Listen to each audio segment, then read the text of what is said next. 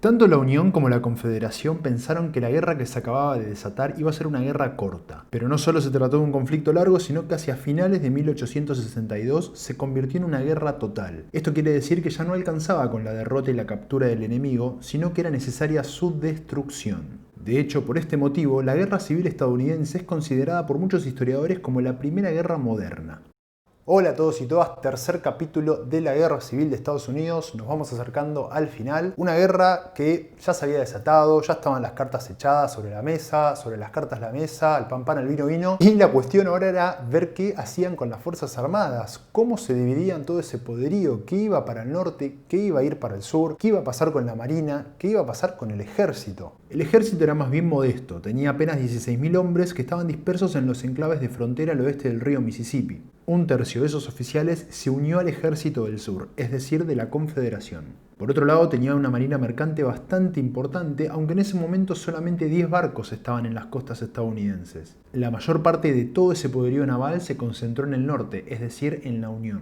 Después de la toma de Fort Sumter, la Confederación decidió enrolar aproximadamente 60.000 hombres y ahí empezaron los problemas de logística y de escasez que van a acompañar al sur durante toda la guerra, más allá de que los hombres colaboraban un montón y de que había mucha buena voluntad para aportar armamentos, para aportar caballos, para aportar todo lo que haga falta.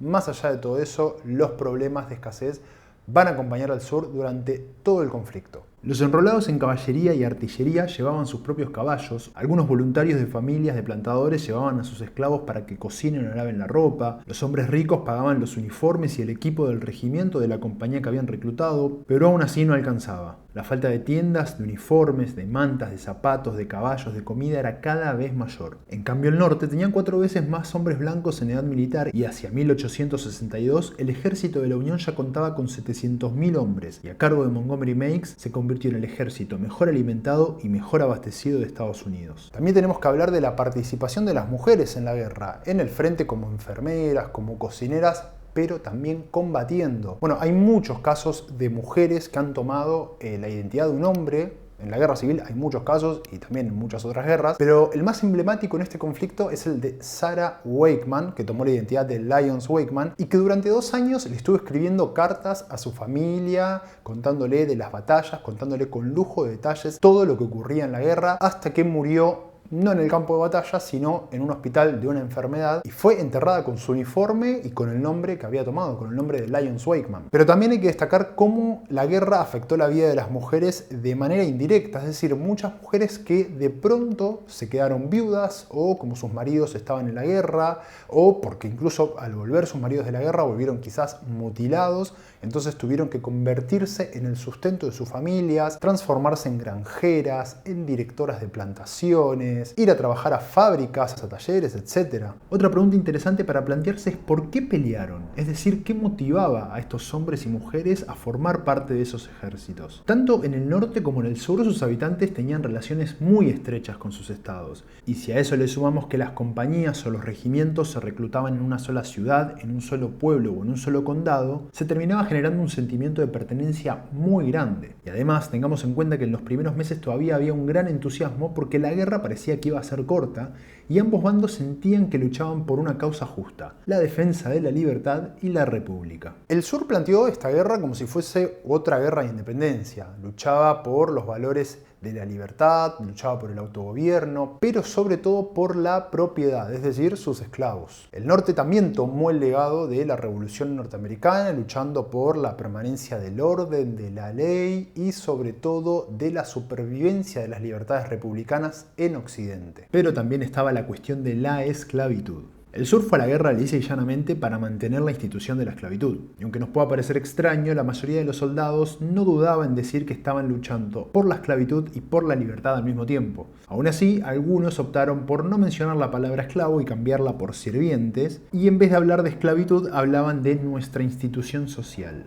El norte al principio luchaba solamente por la unión, pero después los principios antiesclavistas fueron tomando más peso al punto de decidir la confiscación de tierras a los propietarios rebeldes o de promulgar el decreto de emancipación en enero de 1863. Al principio los objetivos de un bando y del otro van a ser bastante limitados, pero después de la batalla de Bull Run en 1861, algunos generales empezaron a sospechar que quizás la guerra no sería tan corta. Los dos bandos dirigieron sus ejércitos sobre la capital y adoptaron la misma estrategia, rodear y atacar por el flanco izquierdo. Y cuando las tropas de la Unión parecían encontrarse cerca de la victoria, llegaron refuerzos para la Confederación que hicieron retroceder en desbandada a las tropas de la Unión y aseguraron al sur su primera victoria. Pero aún así, ambos ejércitos quedaron desorganizados y completamente desmoralizados porque se dieron cuenta de que la guerra duraría mucho más de lo esperado. El sur tenía una estrategia defensiva, de defensa dispersa. Consistía en pequeños ejércitos que defendían los puntos neurálgicos del territorio frente a las tropas enemigas, lo cual resultaba bastante lógico ya que cada estado conservaba su poder político y reclutaba a sus propios ejércitos. Su objetivo principal era infligir derrotas importantes a la Unión y así obligar a Lincoln a abandonar y obtener el apoyo de Francia e Inglaterra.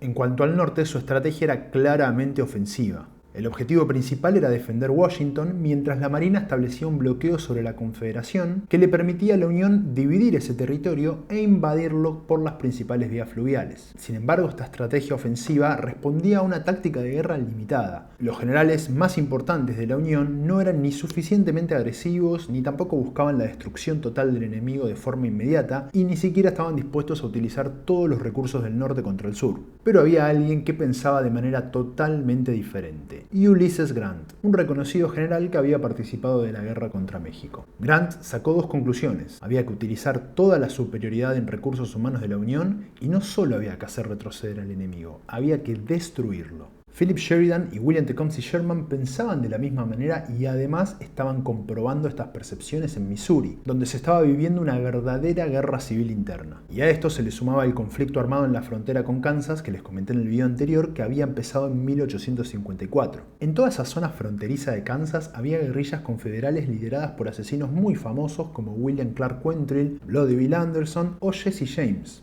Se dedicaban a asesinar unionistas, a destruir y a saquear sus propiedades y se terminaron convirtiendo en una verdadera molestia para las tropas de la Unión que caían constantemente en sus emboscadas. Y en agosto de 1861, John Fremont, que era el comandante en jefe del ejército de la Unión en la zona oeste, dio un paso decisivo hacia la guerra total. Puso al estado de Missouri bajo la ley marcial, decretó la pena de muerte para todas las guerrillas capturadas, confiscó propiedades y emancipó a los esclavos de los confederados. Lincoln no estaba para nada de acuerdo con estas ideas y de hecho en su mensaje en el Congreso pidió que este conflicto no terminara en una violenta lucha revolucionaria, cosa que básicamente ya estaba pasando. En Missouri las atrocidades cometidas por las guerrillas de Jesse James o de Bloody Bill Anderson eran contestadas con cada vez más violencia por el ejército de la Unión y se terminó convirtiendo en una práctica habitual ya no tomar prisioneros, sino directamente asesinar a sangre fría. Este va a ser el escenario en donde irán tomando cada vez más protagonismo los generales Grant, Sheridan y Sherman,